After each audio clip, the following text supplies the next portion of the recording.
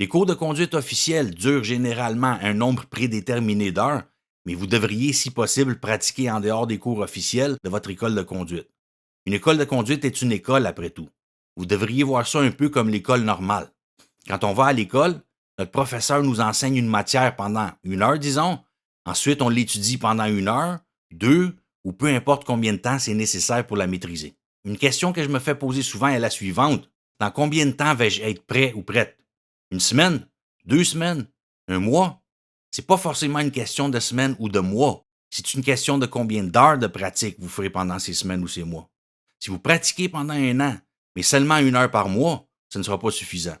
Si vous pratiquez seulement une semaine, mais 5 heures par jour, c'est beaucoup mieux. J'ai vu des gens qui étaient prêts après 12 heures et des gens qui en ont eu besoin de 120. Ça dépend de nombreux facteurs. Votre âge, votre talent naturel pour la conduite, parce que la conduite est une habileté après tout, votre expérience de vie, etc.